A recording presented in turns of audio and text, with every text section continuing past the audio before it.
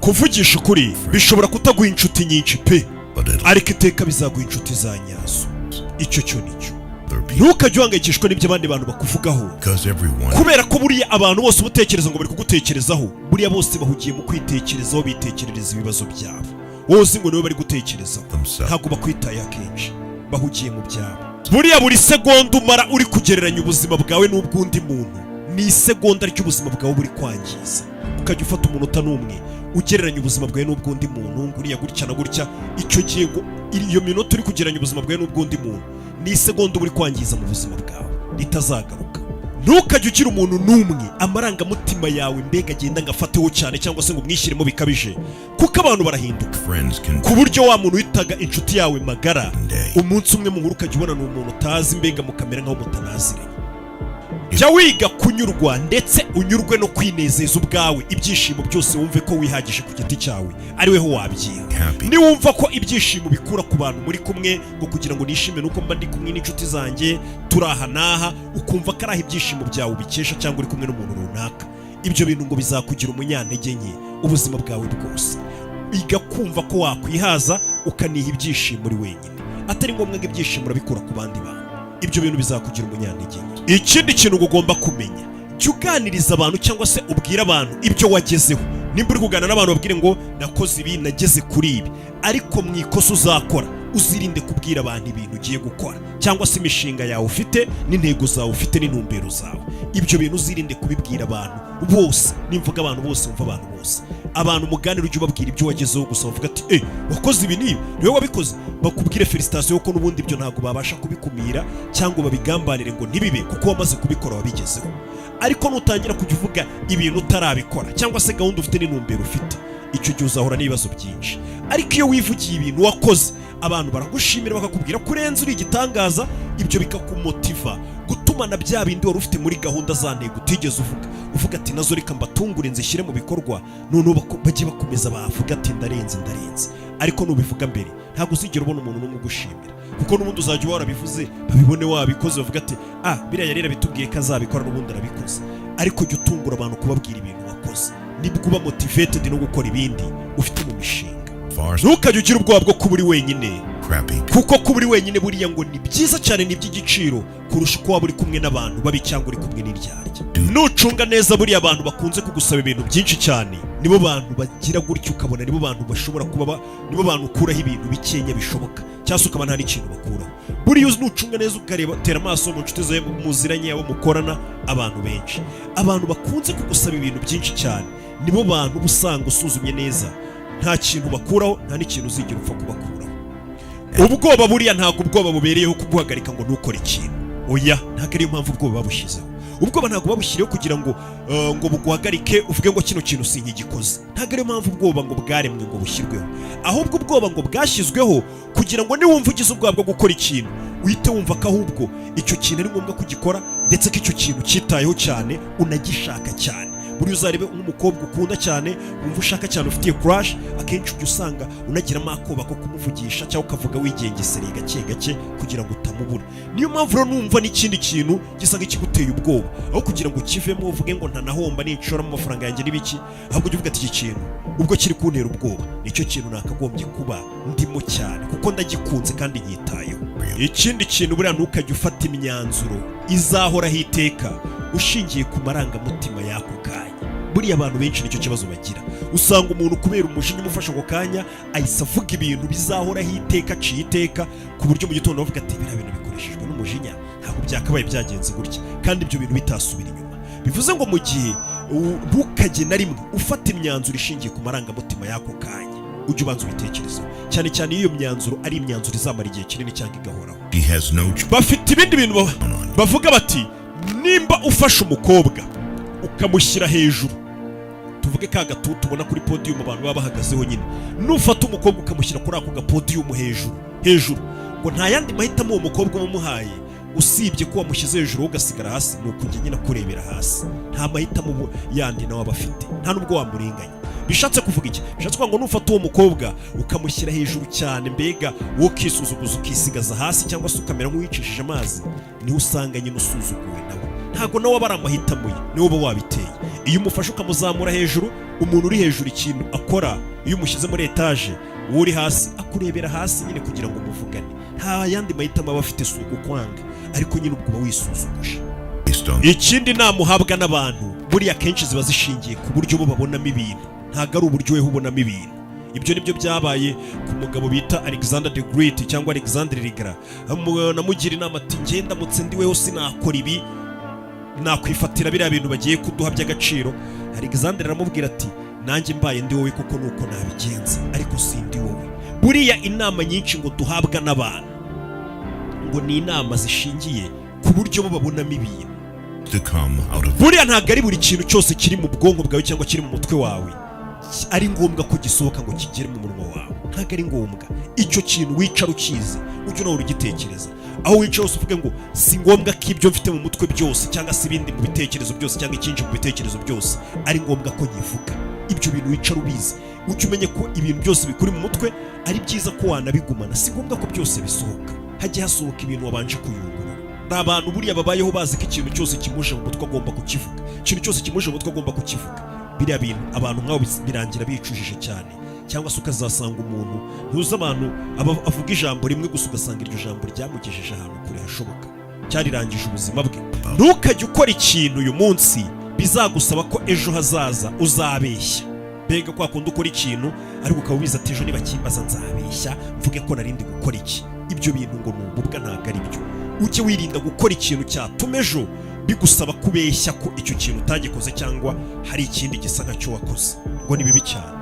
Ntukajye ukora ikintu kigusaba ko ejo uzabeshya. Ubwo aho ngaho nyine mba mvugiyemo ibintu byinshi. Abarya ruswa ejo bigasaba kubeshya, abakora ibiki ejo bagasaba kubeshya, abaca inyuma ejo bagasaba kubeshya, abariga, utuntu twose dukubiyemo aho. Wabyumvishije? Bavuga ko buriya ngo urumuri cyangwa umucyo urihuta cyane kurusha ijwi. Buriya niko bimeze. Urumuri buriya rurihuta cyane kurusha ijwi, nta n'ikintu cyasiga urumuri. Niyo mpamvu abantu benshi buriya ngo ubabona ni umucyo cyangwa ukabona bafite urumuri iyo ubarebeye inyuma, ariko ngo bavuga ukumirwa, ukahita uvuga ati bana wapi kabisa. Niyo mpamvu rero bakubwira ngo umuntu buri ushobora kubona ari mwiza ukabona arasa neza, ariko mwavuga no kumva ikiri mu mutwe ukahita uvuga ati wapi nyujijemo agakuru. Ntukajye ushakisha ibyishimo hanze. Muri ibyishimo iteka kuva ukivuka, ibyishimo bya nyabyo biri imbere muri wewe. Ni ikosa kumva ko ibyishimo hari ahandi hantu wajya kubishakira, hari undi muntu wajya kubishakiraho, hari inshuti wajya kubishakiraho. Ibyishimo Imana yakuremanye nabyo biri indani muri wewe. Nushaka ibyishimo jya wicara wisuzume ibyishimo biri muri wewe, wakwinezeza. Buriya kwiyitaho kwa nyako cyangwa se kumva ko uri umuntu wiyitayeho ufite n'ubwenge, ni ukwicara ni kugira ngo uzamenye ko ufite ubwenge uri umuntu usigaye ureba kure. Ni ukubanza ukicara, cyangwa se uri umuntu ushyira mu gaciro cyane. Kandi uvuga ati nsigaye ndi umuntu ushyira mu gaciro. Ni ukubanza ukicara ukamenya neza ko umuntu wa mbere ushobora gutuma nta kintu na kimwe ugeraho, ushobora kuba yabangamira iterambere ryawe, uwo muntu ari weho ku giti cyawe. Ibyo bintu numara kubimenya nta kintu na kimwe kizaguca intege. Hari abantu benshi usanga bafite ubwo bavuga ati runaka araje bishobora gutuma ndangira ibi nakoraga bigiye kugenda nabi. Abantu ugasanga bafite ubwoba mu kazi bari kugambanira, ariko buriya iyo umaze kumenya ko uri umuntu ushyira mu gaciro cyangwa se uri umuntu wiyizera, uri umuntu ufite ubwenge uniyitaho, ni ukumenya ko umuntu wenyine ushobora gutuma nta terambere ugeraho usubira inyuma mu byo ukora. Uwo muntu nta wundi usibye weho gusa. Buruza rero abantu benshi bagiye barangira cyangwa se bagasubira inyuma mu byo bakoraga, nubareba uzasanga aribo birangije bitewe n'imyanzuro bagiye bafata mibi, bitewe n'ibiyobyabwenge bagiye bajyamo bari bafite impano runaka cyangwa se bari abantu barenze, bitewe n'ubusinzi bukabije abantu bagenda bakirwamo ugasanga buri kubicira akazi n'amagahunda. Umuntu ubwe ku giti cye buriya niwe wirangiza, ntibazakubeshye ngo hari undi muntu wapfa kuza akakurangiza keretse akwishe. Niyo yakugambanira mu byo ukora ntabwo yabikora nk'uko ubikora, wagenda ukabikora n'ahandi. Mu gihe rero uzamenya ko icyo kintu utarakimenya, menya ko utari umuntu ushyira mu gaciro bya nyabyo. Umuntu wenyine ushobora kukurangiza, wagusubiza inyuma mu iterambere ryawe, ni wowe ubwawe. Ibyo ukora byose kuri iyi si, aho ugeze hose bakubwiye ngo gira icyo wakora cyangwa gira icyo uvuga, ujye witwara nk'aho hantu wigeze kuhagera ari ibintu ufitemo experience, wanahavukiye, ibyo bintu ari ibintu wavukiye gukora. Ntukajye ugaragara nk'umuntu ujegajega utifitiye icyizere mu byo ukora. Ikintu cyose ukora ujye ugikorana ya confidence iri hejuru cyane. buriya gutekereza cyane ugakabya, buriya hari abantu usanga ikintu cyamubayeho uyu munsi, ikintu cyamubayeho ugasanga aragiye araryamye ntasinziriye ari gutekereza kuri icyo kintu, akirirwa agitekerezaho ubuse ntibizagenda ukuntu akabaye nakoze ibinaka, biriya bishobora kuzagerana hano, bishobora kugira, ugasanga umuntu ari gutekereza cyane agakabya. Iyo uri umuntu utekereza cyane gutyo mu tuntu turi aho ngaho, biragenda bikangiza weho ubwawe, bikangiza situwasiyo urimo, bikakuvangira, bikavanga noneho n'ibintu byose bigukikije, bigatuma uhangayikishwa n'utuntu dutonya, bigatuma noneho ikibazo cyari gito kigenda kikaba kinini mu mutwe wawe, nyuma ukazasanga wahangayikishijwe n'ubusa wataye igihe. Burya ibintu uko ubibona ntabwo ari kubiri, buriya gutekereza cyane ikintu ukagitindaho ntabwo ari ngombwa cyane, nta bushobozi ufite bwo kuba wagihindura, n'ubundi ari ikintu cyabaye, biba byabaye nyine. Ikindi kintu ugomba kumenya, twese twaremanywe umubiri umwe, Imana yaduhaye umubiri umwe. Uwo mubiri umwe ujye uwitaho cyane, umubiri wawe witeho, ukorere siporo, uwusige neza, uwurinde ikintu cyawangiza, uwurinde ibikomere, umubiri wawe witeho neza, uwurinde impanuka, birababwira ngo mutware mutanyweye, umubiri wawe witeho neza cyane kuko niwo wonyine Imana yaguhaye. Ikindi, uwo mubiri ngo uzahorana nawe ubuzima bwawe bwose, uzarinda usazana, nta wundi mubiri uzigera wambara mu gihe uri kuri iyi si. Umubiri wawe rero jya uwitaho neza cyane, unawugaburire neza. Nuzajya ubona abantu bakomeza bakubwira ngo bari kuvuga ukuri, kumva umuntu uravuga ngo ibintu mubwira ni ukuri, njye bino mvuga ni ukuri, bino mvuga ni ukuri, abo bantu kenshi ujye ushyiraho akantu k'akadomo uvuge ngo uyu muntu ari kubeshya. Buri muntu ukomeza kuvuga ibintu akomeza akakwibutsa ko ari ukuri ari kuvuga, kakenshi abavuga ukuri, njye mu buzima bwanjye sinjya amenya kubeshya. Abo bantu ngira ngo ujye ubabona, ugasanga umuntu yari kuvuga aba yigarukaho cyane, njye rero buriya sinzi no kubeshya, njye buriya mvugisha ukuri, nibireka bivuge, ugasanga umuntu ahora agaruka ukuntu avugisha ukuri. Uwo muntu ujye umwitondera, abagore ku kuri cyangwa akababeshya burundu. Buriya imbaraga ufite zo kuba wahindura ibintu kuri isi, cyangwa se hari ikintu wakora, mbega imbaraga nyinshi ufite muri isi muri kano kanya, ni imbaraga zo gukora ikintu ushobora kuba wakora uwo munsi Imana yaguhaye, ari uyu munsi turi, nizo mbaraga ufite. Apana bya bindi byo guhora buri munsi dusubika ibintu, nzabikora n'ejo. Uwo mwanya ufite n'imbaraga ufite ni ugukora ikintu muri uwo munsi. Niyo mpamvu mubwira ngo jya ugerageza imishinga ufite n'ibindi bintu ushatse gukora, cyangwa se ikintu utekereje gukora, bijye biba byiza uraye ugikoze, cyangwa se n'ikigatinde cyane, ko igihe dufite ahanini ni uyu munsi. Ntukajye buriya ubangamirwa n'ubuzima bwawe ubayeho mu rugo, ubuzima bwawe busanzwe wibereyeho mu rugo, ngo uhangayikishwe nabwo ubugereranije n'ubuzima abantu baza bakerekana ku karubanda, bigatuma uhangayika. Ibyo bintu kugira ngo byumve neza, uzasanga abantu benshi baraza ku mbuga nkoranyambaga agapostinga yambaye neza, ari kurya neza, yasohokeye ahantu harenze, wewe kubera aho hantu utajya ujyayo, wibereye mu rugo, ugahita uvuga ati bano bantu baransize kandi twariganye, twarakuranye, twageze gute.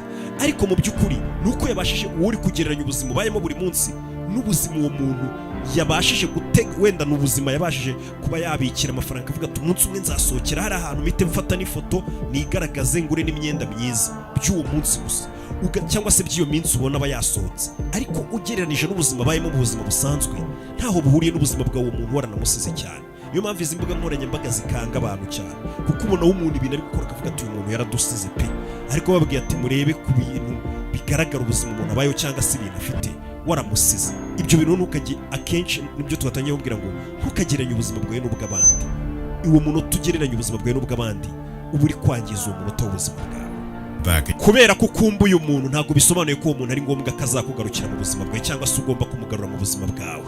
Oya, kuko gukumbura umuntu buriya ni kimwe mu bigize, ni kimwe mu gice kibigize kwikuramo umuntu. Icyo kintu cyumve neza.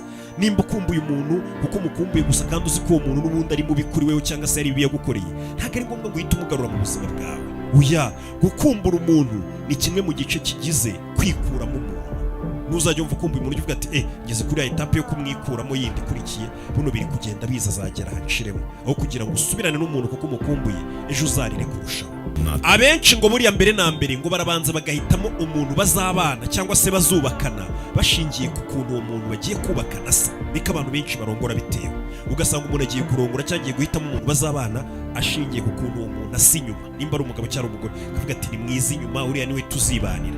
Birakunezeza muri iyo minsi ya mbere pe, ariko ngo iyo utekereje neza nyuma ukavuga, ugatekereza ukavuga ati abana banjye ntabwo bazarerwa n'ubwiza bw'uyu muntu nashatse, ahubwo bazarerwa n'indangagaciro z'uyu muntu, nibwo umenya ko buriya witaye mu bibazo.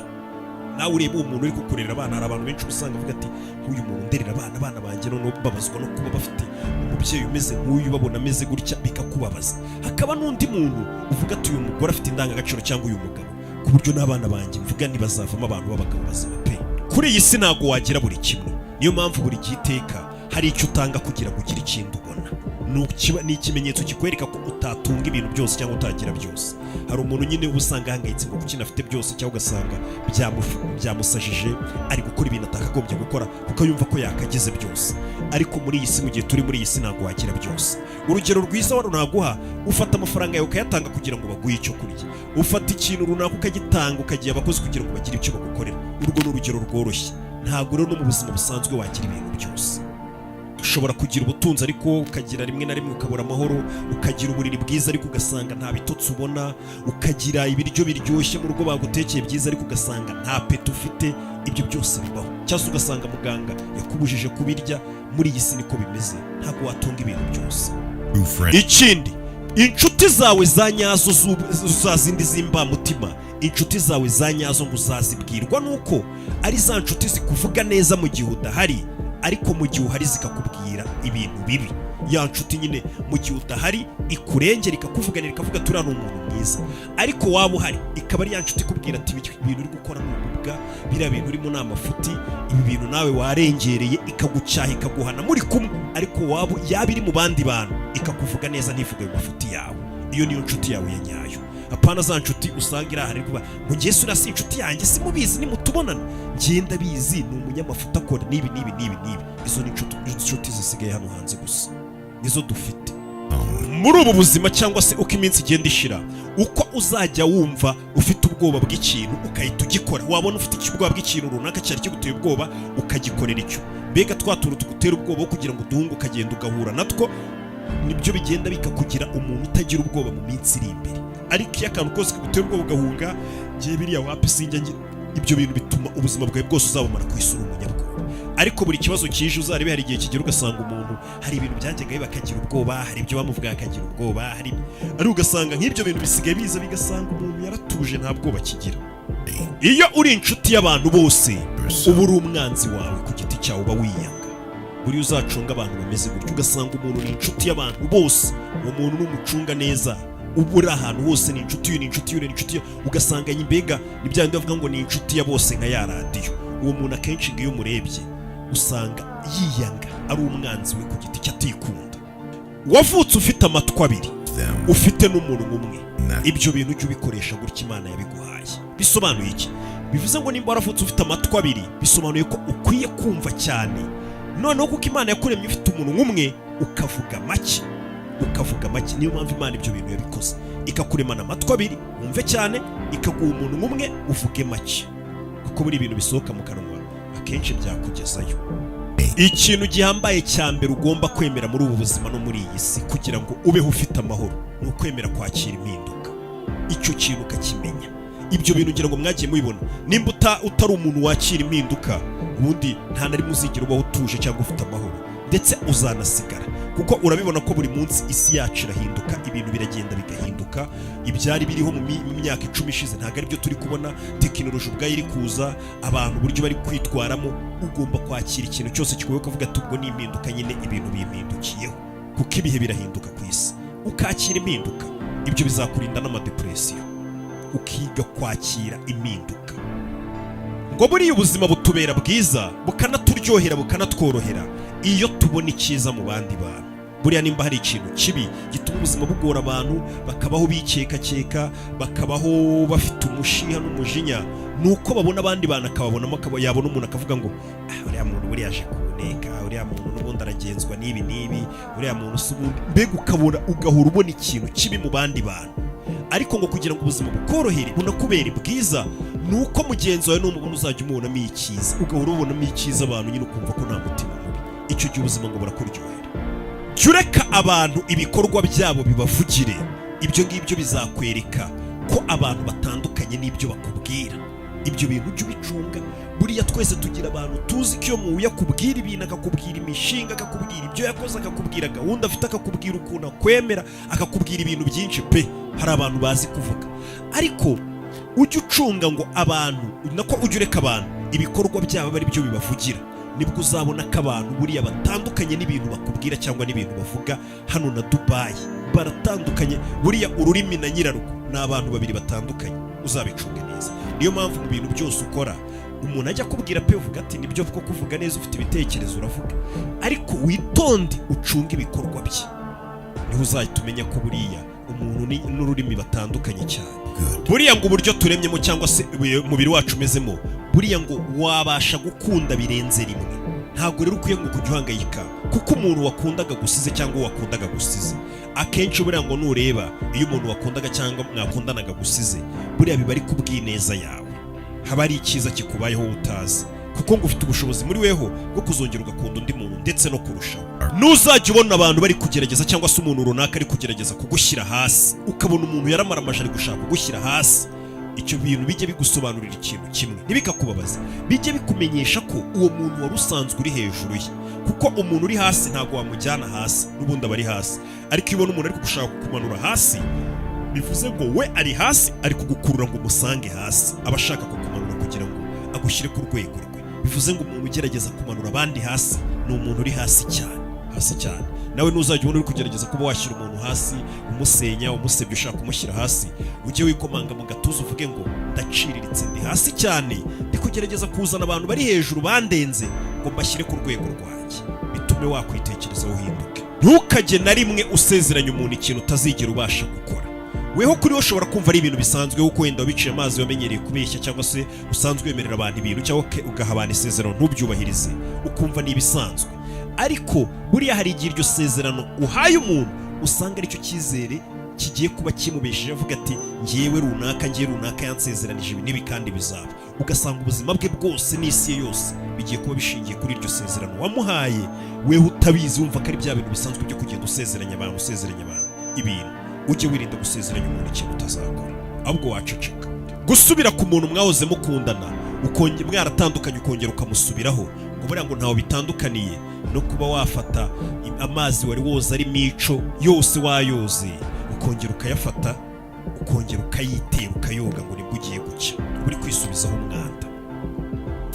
Buriya nanone baravuga ngo ujye ugira mu mutwe hafunguye kandi unitware cyangwa se unakore nk'abahanzi, nk'abanyabugeni. Buriya abanyabugeni n'abahanzi n'abantu bafungutse mu mutwe, batekereza ibintu bidasanzwe bakabiduha, tukumva ko umuntu yicaye agatekereza ari umunyabugeni, kuko mu mutwe hajya hora hafunguye.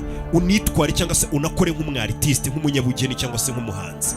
Ariko nanone ujye utekereza cyane, unemere gutsindwa, unemere kwiga nk'umunyesiyansi, apana nk'umwartiste. Buriya abanyesiyansi baravumbura ikintu bakakigerageza wenda ku nyamaswa runaka cyangwa se ku bindi, bikanga, bakongera bakiga izindi formule, bakongera bakagerageza, bagatsindwa, bagakomeza bagatekereza kugeza bagize ikintu bageraho. Nawe niko ugomba kumera, jya uhorana mu mutwe hafunguye nk'umunyabugeni, ariko nanone wemere gutsindwa no gutekereza no kwiga nk'umunyesiyansi. Buriya ngo kugira ngo umuntu akire cyangwa atere imbere cyane, nuko buri munsi abagerageza gushaka kumenya ibindi bintu bishyashya atarazi, no gukora ibindi bintu bishyashya, no gushora mu bindi bintu bishyashya. Mbega ugasanga abantu benshi bo bazi ko ngo kugira ngo umuntu ngakire cyane nuko akurikira ibintu bifatika, bino bintu by'ubutunzi. Wapi, kugira ngo umuntu akire bya nyabyo nuko buri munsi wari ushaka ubumenyi, uhiga ubumenyi bw'ikindi kintu gishyashya utaruzi ushobora kuzifashisha mu minsi iri imbere. Nibwo butunzi bwa nyabwo, kurusha uko wakumva ngo ugiye kwiruka inyuma y'amafaranga gusa. Ushobora no kuyafata ariko kuko nta bumenyi bundi washatse, akaguca mu myanya y'intoki akagupfira ubusa. Ariko iyo ufite ubumenyi bundi uhora uhiga ubumenyi, niyo ufashe ayo mafaranga uravuga ati hari ubumenyi mfite, yashyize muri bwa bumenyi ashobora kubyara ndi, kuko hari ibintu uzi mu mutwe. Jya ushaka kumenya ibintu byazakugirira akamaro. Mbega jya uhora wiga, ntago buriya turekeraho kwiga mu gihe tukiri kuri iyi si, kuko buriya ngo n'isi ntago igerekeraho kutwigisha. Buriya ngo ibikorwa byacu birakora cyane, cyangwa se nibyo birenze ibitekerezo byacu. Buriya ntabwo wakwicara ngo wumve ngo ufite ibitekerezo birenze. Hari abantu benshi bafite ibitekerezo hano hanze, ariko ugasanga byamupfiriye ubusa. Afite ibitekerezo muri icara mukagaruka avuga ati ariko uyu muntu akena gute afite ibitekerezo. Niyo mpamvu bakubwira ngo ibikorwa byacu birasobanutse cyane kurusha ibitekerezo byacu. Buriya ntabwo wakwicara ngo kubera ngo ufite ibitekerezo birenze ngo utekereze wageze mu buzima bushyashya, mu buzima bwiza wifuza kugeraho. Oya, kugira ngo ugere mu buzima bushya cyangwa se wifuza kugeraho ni ibintu, ni ibikorwa urahaguruka ukabikorera. Ntabwo wicara ngo utekereze gusa, ushyira mu bikorwa. Buriya hari abantu batekereza akaba n'abandi bashyira mu bikorwa, ariko ibyo byombi wabikora. Buri cyo utekereje ushyira mu bikorwa, ushyira mu bikorwa, cyangwa se icyo utekereje ugatereka mbanze ngishyire mu bikorwa. Ubuzima ubayeho uyu munsi wowe uri kunyumva, ubuzima ubayeho uyu munsi, urwego uriho uyu munsi ahanini ni ikintu kigaragaza n'ibiri mu mutwe wawe, bifite aho bihuriye cyane n'ibintu bigendana. Ubuzima umuntu aba abayeho akenshi buba bugaragaza n'ibyo atekereza. Ibyo bintu nibyo, nubona umuntu akijijwe hari ibyo yirinda, ni ibimuri mu mutwe avuga ati biriya bintu nzabyirinda. Nubona umuntu hari ukuntu afite amafaranga, ukabona umuntu afite amafaranga uzamucunga, afite ukuntu akunda amafaranga, akunda kumenya ukuntu bayakorera, aho bayahigira. Nubona umuntu ari mu biyobyabwenge n'ibiki, mu mutwe aba ari umuntu n'ubundi ucika intege uvuga ati byanze reka nigire muri binyina. Ahanini ubuzima tubayeho buba ari ibigaragaza imitekerereze yacu cyangwa se imyanzuro yacu. Ngo abantu birukanka ku byishimo bahiga ibyishimo, ibyo bintu ngo byo guhiga ibyishimo, buri gihe uri guhiga ibyishimo, uri guhiga ibyishimo. Ngira ngo abantu benshi babyuka bari guhiga ibyishimo, mani tujye kwinezeza, tujye guhiga ibyishimo. Ibyo bintu ngo bikujyana mu gahinda ahubwo gakabije, kugeza umunsi uzicara ukamenya ko burya ibyishimo ni urugendo. Urugendo rwose tubamo n'ibyishimo, yaba ibyiza yaba ibibi bitubaho, n'ibyishimo nyine ni isomo tuba turi guhabwa ry'ubuzima. Tuba tugomba kubyishimira, tukavuga ati ibintu birakomeje, nanyuze muri ibindi, guca muri ibi, ukabyishimira ko wanabinyuzemo. Ibyishimo ni urugendo, ni inzira, ntabwo ari ahantu hamwe biri ngo wagenda ngo bifate. Niba bakubwira ngo biri haragenda ubifate, cyangwa nubona amafaranga uzaba ubigezeho, cyangwa nugira gutyo uzaba ubigezeho, uzasanga uri mu gahinda gakabije. Cyane nimba uri umukobwa mwiza, cyane nimba uri umugabo mwiza, nzaba mbigezeho. Wapi, ibyishimo ni urugendo ubwo buzima tugenda duca. Buriya ikintu cyonyine dufite muri iyi si ni uyu munsi cyangwa iki gihe cya none aha dufite, ndetse n'icyo dukoresha icyo gihe. Nta kindi kintu dufite. Ikintu cyonyine dufite ni uyu munsi cyangwa se ni nonaha, n'icyo dukoresha iyo nonaha turayikoresha iki. Nanone ngo jya uba umunyabwenge bihagije ku buryo ukenera gusaba inama cyangwa se kugisha inama. Jya uba umunyabwenge bihagije ku buryo uri umuntu ujya kugisha abantu inama, ariko nanone ube inyaryenge kurushaho yo kumenya ngo iyi nama ndayisaba ndi, apana kugenda usaba abantu bose inama. Ibyo ni ibintu bitandukanye. Jya wiyoroshya, wumve ko uri umunyabwenge, kandi umunyabwenge wawe nugisha abantu inama. Ariko nanone mu gihe ugiye kugisha inama, ugira ubundi bwenge bwo kuvuga ngo iyi nama ndayigisha ndi. Buriya igihe ujya kugisha inama umuntu ugasanga ahubwo umenya amabanga yawe, witeje umuntu ibibazo byawe ugiye kumugiramo inama ngo bikemure, utumye ayo makuru agiye kwisanga hanze, ibibazo bikagucanga, umuntu agiye kuguteza abantu. Ujye ugira ubwenge bwo kumenya ugisha inama. Hari abantu bari babiri hanze, ahura n'akabazo agahita ahamagara runaka, atamwitaba agahita ahamagara undi, shangiye nkeneye n'umuntu tuganira, nifitiye ikibazo ngira inama. Niba ugasanga cyane cyane bashiki bacu bajya bakunda kubikora cyane, kumva ko ashaka kugisha inama abantu bose. Ni byiza kugisha inama, ariko mujye mugira ubwenge bwinshi bwo kumenya ndayigisha ndi. Nimba hari ikintu cya mbere ukwiye gukura mu buzima bwawe ukajugunya, bakubwiye ati uyu munsi wa none igira ikintu kimwe ukura mu buzima bwawe ukijugunye, ikintu ugomba gukura mu buzima bwawe cyihutirwa ni ubwibone, cyangwa se bya bindi bita ngo ni inarigi. Ya narigi ituma umuntu hari ibintu yiyemera ko atakora, cyangwa se yanarigi yo kumva ko ari hejuru cyane ari ibintu atakora, kandi ibyo bintu cyangwa se hari abantu atahura nabo kandi hari ibintu yakabakuyeho bize. Umenye kwiyoroshya, inarigi uyikuremo, niko bayita mu Kinyarwanda. Buriya ngo ikintu ugomba kwirinda, ntukajye uganira n'umuntu uwo ari we wese ahahise hawe, kubera ko ni weho wenyine ahahise hawe uhazi neza, uzi n'ubusobanuro bw'impamvu ibyakubaye hahise byakubayeho n'igisobanuro bifite ku buzima bwawe. Abandi bantu rero nubibabwira ibyakubaye hahise hawe, uhora uvuga hahise hawe, hari igihe batabyumva, cyane cyane nk'amakosa tuba twarakoze hahise. Hari igihe ayo makosa wakoze hahise uyaganiriza abantu ntibabyumve nk'ukuntu wowe byumva n'impamvu ayo makosa yakozwe, kuko batari mu mwanya wawe, cyangwa se ibyo bintu uri kuvuga byahise byawe, ugasanga abantu uri kubibwira nimugirana ikibazo nibyo bazakoresha bagushyira hasi bavuga ngo buriya riga yigeze no gukora ibi n'ibi, uzukuri yigeze no gukora ibi n'ibi. Niyo mpamvu atari ngombwa kujya uvuga ibintu byahise hawe, cyane cyane iyo ari ibintu bibi ukeka ko umuntu ashobora kuba yakoresha kurwanya cyangwa gusebya cyangwa guteza abantu. Ujye ubiceceka, kuko niwe uzi impamvu wabikoze n'ubusobanuro bifite ku buzima bwawe. Abandi ntabwo babyumva nk'uko wowe ubyumva, jya ubyigumanira. Keretse nimba ari bya bintu wenda bisanzwe byahise bishobora guha nk'isomo umuntu cyangwa kumwinspira, ubuzima ntibwari bwiza ariko ibintu ni sawa. Ariko hari igihe usanga umuntu uri kuvuga nk'amabara n'amafuti yakoze ahahise kandi yarakoze ibyo bintu yarabirenze, ugasanga batangiye kujya babigarura babikoresha bamurwanya. nanone ngo buriya ejo hawe hazaba heza cyane, cyangwa se hashobora kuba heza cyane kuruta uyu munsi ukuntu umeze nuramuka ukomeje ukagerageza. Ariko nukomeza guhangayika wiriza uvuga ati ibintu ntabwo biri kugenda neza uyu munsi, ndagusezeranya ko n'ejo bitazigera bikunda. Komeza ugerageze, ejo hawe hashobora kuba heza kurusha uyu munsi. Wikomeza kwiganyira, ucika intege, wiramanta uvuga ngo biriya hari ibyo batari kunkorera, nuguma muri ayo ngayo n'ubundi sha uyu munsi uko bitameze neza n'ejo ntibizigera bimera neza. We komeza ugerageze ukore gusa, ejo byahinduka. Buriya ntukajye wumva ko abantu babereyeho kukurwanya cyangwa se abantu babereyeho kugufasha. Oya, ntabwo abantu aricyo cyabazanye ku isi. Abantu ntabwo ari abawe. Buriya hari abantu bicaye hano hanze cyangwa se hari abantu muri kunyumva muri kano kanya, umuntu abavuga ngo abantu ntabwo bakubereyeho, abantu nta nubwo bakurwanya, nta nubwo bakwanga, ahubwo abantu bibereyeho buri umwe ari kurwana n'iterambere rye no gukemura ibibazo bye gusa. Ntukajye ubibangira cyangwa ubagendeho. Buri muntu afite ibibazo bye n'intego z'abayumva, buri muntu ari n'inyamwigendaho ku giti cye. Niko bimeze. Ntabwo ari ukukwanga, nta nubwo ari ukukurwanya, ahubwo abantu ari abawe. Ntukajye urumva ko hari ibintu batagukoreye bakugombaga. Na so na nyoko ntabwo babigukoreye. N'Imana yakuremye hari igihe uvuga ngo ko yatinze kubigusubiza. Kora cyane, abantu ntabwo bakwanga, abantu nabo bifite ibibazo byabo pe. Ntukajye ubanga cyangwa ubarakarira. Inshuti nyanshuti ntabwo ari za zindi zigaragara umeze neza cyangwa zigusanga uri mu byishimo, uri mu bihe byiza. Buri inshuti nyanshuti uzazibona muri cya gihe uri hasi cyane, uri mu bibazo, uvuga ati ninde wankura hano hantu, nibwo uzabona inshuti zawe za nyazo. Na inshuti zawe za nyazo ntabwo ari babandi buri weekend uba muri gusindana cyangwa musangira, muhora mu birori ibintu bimeze neza. Ibyo ngibyo umuntu wese, abantu bose bababona mu bihe byiza nk'ibyo ngibyo, ariko mu bibazo uzababura. Ikintu cyonyine ufite ubushobozi bwo kuba wakontorora ni ibyiyumviro byawe, uburyo wiyumvamo, ibyo ukora n'uburyo ubikoramo, ndetse n'uburyo utekerezamo. Nta kindi kintu ufite ubushobozi bwo guhindura muri iyi si. Rekeraho ngaho gukomeza kugerageza guhindura abantu, kuko ntabwo bijya bikunda ibyo bintu. Buri uzasanga abantu benshi b'iyi minsi bari gushaka kubwira abantu ukuntu bakabayeho ubuzima bwabo, bagakoze ibintu byabo. Iyo uganiriye n'umuntu akenshi bari kukubwira gase runaka biriya bintu bakora buriya yagiye bikora gutya. Ngiye nibaza impamvu umuntu akora ibintu nka biriya. Ntabwo abantu wabahindura ngo bamere nkawe bakora ibintu nk'uko we wakabikoze. We kontorora ibyo ukora n'uburyo utekerezamo n'ibyo wiyumvamo, ureka abantu bikorera ibintu byabo. Ntabwo wahindura abantu, ahubwo wihindura ibyo ukora, kuko ibyo bizaguteranya nabo, binagutesha umutwe. Buriya ibihe ngo bikomeye cyangwa se ibihe bigoye cyane ni ibihe biba biri gutegura umuntu usanzwe kugira ngo azabeho iherezo ridasanzwe, cyangwa se ahazaze hazabe hadasanzwe. Ibyo bintu mujye mubimenya.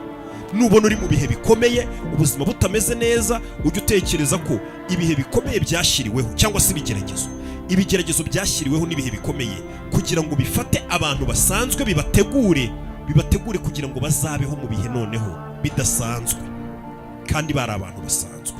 Ibyo ukabimenya. Ahazaza buriya ni abantu bizerera mu bwiza bw'indoto zabo bafite kuzagera hejuru hazaza. Nimba wizeye ko indoto ufite n'ibyo wifuza gukora ejo hazaza bizaba ari byiza, n'ubwiza bw'ibyo bintu, ahazaza ni ahawe pe. Ahazaza ntabwo ari abantu b'abanyabwoba bavuga ngo ejo noneho ndabaho gute ko ejo mpfuye. Ahazaza heza hari mu biganza by'abantu bahora avuga ati ngiye ibi bintu ndi gukora cyangwa ibindi kwiga cyangwa ibindi gutegura bizaba bimeze neza. Ejo ugasaba umuntu ahorana icyizero, yizeye akora cyane kuri ibyo bintu, kuri izo ndoto ze.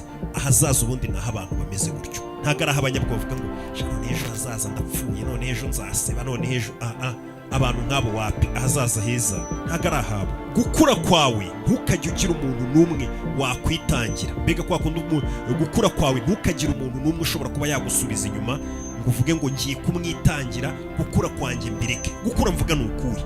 Uko turi muri iyi si twese tugenda dukura. Usanga uyu munsi wa none hari abantu mwahoranye mu bintu runaka, ntabwo mukiri kumwe kuko hari ubundi buzima wagiyemo. Abo bantu iyo uza kugumana nabo ngo ntujye muri ubwo buzima cyangwa ugashaka nabo kubakurura kandi batabishaka, bari kugusigaza inyuma. Uko niko bita gukura. Gukura bisaba ko hari abantu rimwe na rimwe usiga inyuma, hari inshuti usiga inyuma, hari abavandimwe usiga inyuma, hari abantu runaka usiga inyuma. Ibyo bintu niko bigenda. Iyo uri mu nzira yo gukura, urabanza ugakura ukagera aho hantu, wenda wazagerayo neza umeze neza, bikazaba ngombwa ko abantu wasize ahandi hari icyo wabafasha cyangwa se nabo ukabakurayo. Ariko nushaka kuvuga ngo abantu bari gusa nk'abakudindiza bagusubiza inyuma kubera ibitekerezo barimo iby'iyi minsi biri kubashuka n'ibiki, bagashana nayo kuguca intege bakubwira ati wabaye ubiretse, kugira nawe ngo batavuga ngo wabibese wabasize ugashaka kugumana nabo utindane nabo ngo batavuga ngo warabataye. Icyo gihe ngo bigaragara ko gukura kwawe wagutambye kubera abo bantu. Gukura kwawe ntuzigire umuntu n'umwe gutangamo igitambo kubera we. Jya wiyizera, wibuke neza, usubiza amaso inyuma. Waciye muri byinshi bikomeye pe, kandi urabirokoka, wabonaga biri buze kukurangiriraho. Hari byinshi waciyemo byari bikomeye, byageze kugukura umutima. Uko ibyo bintu rero wabiciyemo, n'ibizaza uzabicamo, kandi bizaza nibyo byoroshye bitewe n'aho ugeze. Ujye uhora utekereza gutyo. Buriya ngo ntago ujya umenya buryo ki uri umunyembaraga, ntago abantu benshi bajya babimenya. Ariko ngo abantu benshi bamenya buryo ki ari abanyembaraga iyo nta yandi mahitamo basigaranye muri ubu buzima usibye kuba abanyembaraga, nibwo ubimenya. Buriya wamenya ko ufite imbaraga wisanze nk'ahantu mu cyumba bagufungiranyemo n'intare. Ewana, ntago wahagarara ngo izikurye, murabanza mukagigira wenda kurangiza, ariko wagaragaje ko ufite imbaraga kuko wari uri kurwana ubuzima bwawe. Niyo mpamvu bakubwira ngo nta na rimwe umuntu ajya apfa kumenya ko ari umunyembaraga kugeza iyo amahitamo afite yonyine ari ukuba umunyembaraga. Buriya impinduka ntago ari imbogamizi, nta nubwo ari ikintu kije mu nzira ngo kikubangamire. Impinduka ni invitation baba baguhaye yo kubaho ubundi buzima bushya. Ntukajye na rimwe utekereza ko hari ikintu cyiza uzakura ku muntu cyangwa azagukora. Kwa kundi uba wenyine uvuga ngo uyu muntu azankorera ibi, cyangwa se uyu muntu mwitezeho ibi byiza cyane. Katagutenguha, katakugambanira, kataguhinduka, cyangwa se yagukorera ibihari n'ibyo atagukorera. Ibyo bintu ntukajye ugira umuntu n'umwe wumva ko byagenda gutyo. Ibintu nk'ibyo byo kumva ko ari icyiza umuntu yagukorera, atakugambanira, ataguhemukira, jya wumva ko umuntu wabigukorera ari weho ubwawe ku giti cyawe. Ntukayugira undi muntu uvuga ngo yakaba yarankoreye ibi, yakaba yarangeje. Ibyo bintu umuntu ugomba kubigukorera ari weho ku giti cyawe. Nubona abantu baguhindutse, hari ibintu batagukoreye, ujye uvuga ati niko abantu bameze, ntukabarakarire. Nabo baba bafite ibindi bibazo byo bari guhangana nabo. Umuntu wenyine wagukura mu bibazo urimo cyangwa wagufasha ni wowe ubwawe ku giti cyawe. Hari n'undi waza akagufasha, ariko mu gihe atagufashije wirakarira abantu babandi pe, uri kubarenganya. Kuvugisha ukuri cyangwa kuba umunyakuri no kuba inyangamugayo ni impano ihenze cyane. Iyo mpano ihenze cyane rero yo kuba umunyakuri, yo kuba inyangamugayo, abantu benshi ntimukajye muteganya ko mwayikura ku bantu baciriritse. Nicyo kibazo mugira. Kuvugisha ukuri, kuba inyangamugayo, kuba indakemwa mu mico no mu myifatire, mbega kuba umwizerwa, ni impano ikomeye cyane kandi ifite agaciro gahenze cyane. Ariko ikosa twebwe dukora, iyo mpano ngo tuba twumva ko tuzayisanga mu bantu baciriritse. Guta impano ihenze wayisangana umuntu uciriritse, ntabwo bishoboka. Iyo hagize ikintu kikubaho cyangwa se umuntu akagukorera ikintu kikagutera uburibwe, bwa buribwe bukabije, jya wibuka ko ubwo buribwe impamvu bufite watewe n'umuntu cyangwa watewe n'ikintu runaka cyakubayeho. Ubwo buribwe bwaje kugira ngo bukwigishe isomo. Ntabwo ari uburibwe bwaje gusa kugira ngo wiyumvemo uburibwe, ubabare, urire, birangire. Oya, ntabwo ariyo mpamvu uburibwe n'akababaro bibaho kugira ngo bitwigishe isomo. Nuzagera ubona uri mu bibazo, mu buribwe, yaba ari umuntu wabiguteye cyangwa ari situation yabiguteye, jya uvuga ngo isomo nkuyemo ni irihe, cyangwa bino bintu ndabikuramo irihe somo, kuko biba byaje nk'umwarimu. Buriya nubona umuntu azi gufata imyanzuro myiza, biba bituruka mu buzima yabayemo, cyangwa se biba bituruka hanini mu myanzuro mibi yafashe. Icyo kintu ujye ukimenya. Buriya uzajya kubona umuntu asigaye afite ubwenge, asigaye afite ukuntu yitwararika, ntukazavuge ngo uwo muntu ni umunyabwenge cyane kukurusha. Oya, akenshi biba bituruka hanini nawe mu myanzuro mibi yafashe, nk'uko nawe uyu munsi ufata imyanzuro mibi. Nawe wabihindura bitewe n'uko hari ibyo myanzuro mibi wafashe, ariko ugakuramo isomo byose cyo kuvuga ati hari icyo binyigishije, ugiye kujya ufata imyanzuro mizima. Buriya umuntu wese ufite ubushobozi bwo kuba yakurakaza wamujinya mubi ku buryo ugera naho ukora igikorwa kibi, uwo muntu aba ari umugenga wawe, aba ari umuyobozi wawe, mbega abagukoresheje ikintu cyose ashaka, ujye umwubaha. Muri make, nta muntu uba ugomba gukurakaza ku buryo ufata imyanzuro mibi cyane, ya myanzuro nawe uzagera ukicuza. Ngo abantu barakazwa n'umuntu ugasanga bibaye ngombwa akanamwica cyangwa mugambanira ngo bamurangize, ugasanga ibyo bintu azahora byicuza. Niyo mpamvu umuntu batagomba kukurakeza kugera kuri urwo rwego. Nuzajya ubona ugiriwe amahirwe cyangwa se ubuntu bwo kubyuka mu gitondo ukumva uracyahumeka uri muzima, ni amahirwe, ni n'impano ihambaye cyane uba wongeye guhabwa n'Imana. Nuzajya ubona ubyutse mu gitondo ukumva uri muzima, ikintu cya mbere kigomba kujya kikuza mu mutwe, ujye utekereza ukuntu ari iby'agaciro kuba wongeye guhabwa ayo mahirwe yo kuba uri muzima, ugiye kubasha gutekereza, ugiye kubasha kuryoshya, ndetse no kubasha kuba wakunda. Ibyo bintu kuko uhita ubikoresha gutyo, uvuga ati ngiye gukunda uyu munsi, ngiye kwishima, ndetse ngiye no gutekereza, ndetse nezezwe n'ubu buzima kuba ndi muzima. Ibyo bintu binezeza uwaguhaye iyo mpano yo kuba uri muzima uyu munsi. Nanone ngo buriya ngo arababara cyane, ubabara birenze ibiri ngombwa kurusha nanone ngo ubabara mbere y'uko biba ngombwa. Buriya ngo kugira ngo ubashe kuba wahunga ibintu bikubabaza cyangwa se bikubangamira muri ubu buzima, cyangwa se bigutesha umutwe, bya bintu biba ari bibi ku buryo bikugera ku rwego rwo hejuru, ntabwo bigusaba kuva aho wari uri ngo ujye ahatandukanye n'aho wari uri uhunga ibyo bintu. Oya, ahubwo kugira ngo ukemure ikibazo bigusaba kuba umuntu utandukanye n'uwo wari uri. Aho kugira ngo uve aho wari uri ujye ahatandukanye n'aho wari uri, bigusaba kuba umuntu utandukanye n'uwo wari uri, nibwo ukemuye ikibazo. Ngo ikintu kibabaje cyane, twese turikunda cyane kurusha uko dukunda abandi bantu. Ibyo byo birazwi pe, twese turikunda kurusha uko dukunda abandi bantu. Ariko nanone ngo ugasanga twita ku bitekerezo by'abandi bantu, ibyo badutekerezaho kurusha uko twita ku bitekerezo byacu. Ni ikibazo. Buriya ngo agaciro k'umuntu kabarirwa mu gaciro aho ibintu. Buriya nushaka kureba agaciro k'umuntu ka nyako, uzabanze wagapimira ku bintu ashyira imbere cyangwa se ku bintu aha agaciro. Nibyo bikwereka agaciro k'uwo muntu ka nyako. Nimba ushaka gutera imbere mu mitekerereze cyangwa se ushaka kwiterera imbere mu buzima busanzwe, jya wemera cyangwa se unyurwe, wumva unyuzwe no kuba abantu bakubona nk'ikigoryi cyangwa se bakubona nk'umuntu udafite ubwenge. Ibyo bintu wumve ko ntacyo bizagutwara. Ibyo bizatuma wicisha bugufi, ubashe kwiga no kubaza no kumenya byinshi, abantu bakubone nk'umuntu udafite ubwenge, ariko uzaba uri kugerageza kuba watera imbere no kumenya byinshi ejo hazaza.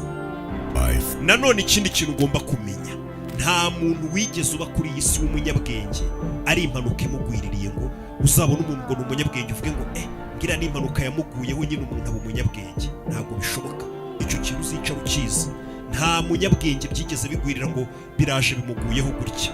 Wapi, hari impamvu umuntu yitwa umunyabwenge. Nubicunga neza uzabimenya. Aba yaravunitse, aba yarahize ubumenyi, abazi ibyo akora, abatekereza, akamenya ibyo yirinda n'ibyo akora. Iyo twicaye ngo dutegereje ubuzima buba buri kuducika. Ibyo bintu bitekerezeho neza. Buriya abantu benshi babaye bavuga ngo nzaba ninezeza ejo, nzaba nishimira ubuzima ejo. Ugasanga umuntu aba yahangayitse ubuzima bwe bwose ni ukuba ariho gusa, ariko ntabwo yishimira ubuzima umunsi ku wundi ngo anezezwe n'ubuzima. Nyine avuga ati uyu muntu abayeho pe, ubuzima ntabwo ari ubwo kubaho gusa, mubeho nyakubaho. Apana kwitwa ngo umuntu ariho gusa, munabeho ubuzima, kuko iminsi biri kugenda ubuzima buri kuducika. Akenshi buriya ngo mu buzima bwawe bwa buri munsi ujye wicecekera, nunavuga ujye uvuga ibintu biri ngombwa, kandi ibyo bintu biri ngombwa ubivuge mu magambo make. Ubugome bwose n'ububi bwose ubona mu bantu ni ubuturuka ku ntege nke. Buriya nubona umuntu wese ari gukora ikibi cyangwa agambirira gukora ikibi, ntuzavuge ngo ni umuntu w'umunyembaraga, ni umunyantege. Abanyantege nke nibo bahemuka. Buriya gukora ikibi, gutukana, guhemuka, kugambana, kugirirana amashyari n'ibiki, ibikorwa bibi byose uzi nyine, biriya byose ni ibigaragaza intege nke ziri mu muntu. Kuko umuntu wese ibyo bintu yabikora, ariko ikintu kigoye kinasaba intege nyinshi ni ugukora ibikorwa byiza. Buriya uzabireba abantu bose barahemuka, bagambanira abandi, barasebyanya, baca nyine abantu ibikorwa bibi pe, ni ikigaragaza ko ari intege nke. Ariko abantu bakora ibikorwa byiza ni bake, ni nabyo bigaragaza ko ibikorwa byiza buriya bikorwa n'abanyembaraga nyinshi. Ntabwo ari byiza ko imitekerereze yawe cyangwa se ibyo utekereza cyangwa se uburyo ubonamo ibintu cyangwa se wifuza ko ibintu byakorwamo ari ngombwa ngo ujye ubibwira abantu ngo ujye ntekereza gutya, mbona ibintu byagenda gutya, ni gutya byakabaye. Ntabwo ari ngombwa ngo abantu filozofi yawe ujye ukomeza uyibabwira. Oya, ibyo ntabwo ari ngombwa ngo uyibasobanurire, ahubwo weho nibakubona bajye bahita babibona. Ibikorwa ukora, ibyo uri kwikorera byawe, bajye bahita babonamo imitekerereze yawe. Atari ngombwa ngo babwire ngo ngiye ntekereza gutya, bajye babyibonera inyuma. Kuko ubona ibintu bikugoye cyangwa se bigukomera, uvuga ati ibintu ntibishoboka. Ntabwo ariko bidashoboka ku bantu bose. Niyo mpamvu akenshi uzajya ubona ibintu bidashoboka ukumva ucitse intege ntushaka kubikora. Hari abantu benshi ibyo bintu bayibona nk'ibishoboka, bafite wa mutima uvuga ati ahubwo ibintu bishobotse byabyara ikintu kizima. Ntukajye ucika intege. Ibyo uvuga ngo ntibishoboka bikaguca intege, hari abandi babona bishoboka cyane kandi byanabagirira akamaro gakomeye. Nawe ujye uhangana nabyo.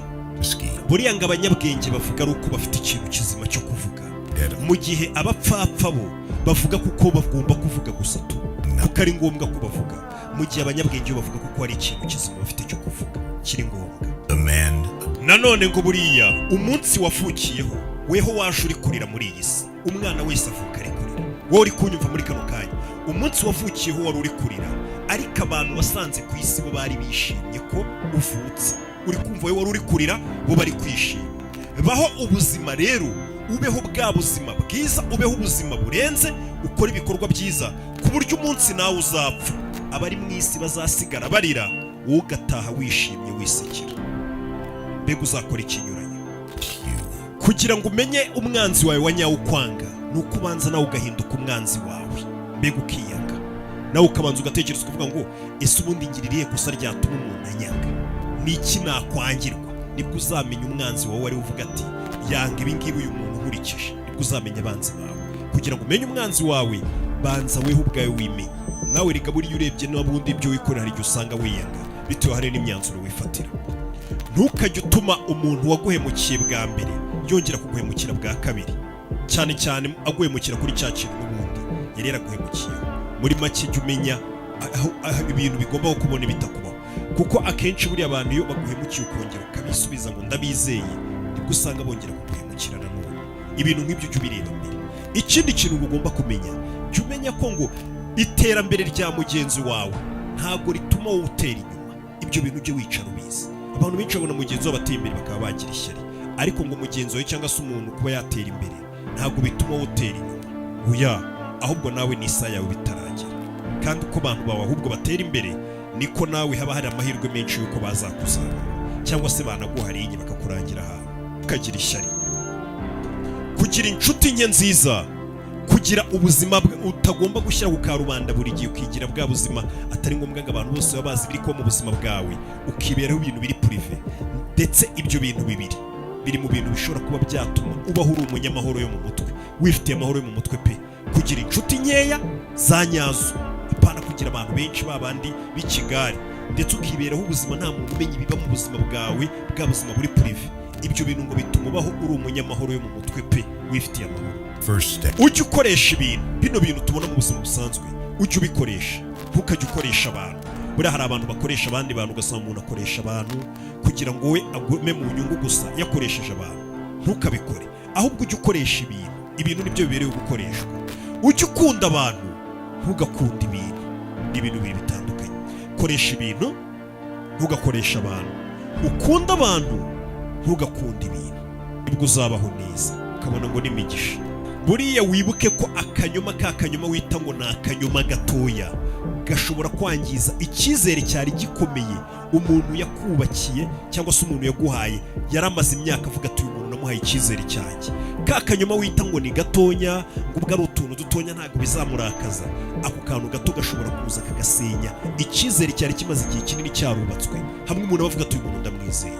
Ujye wirinda rero kuba wabeshya umuntu akantu niyo kaba ari gato.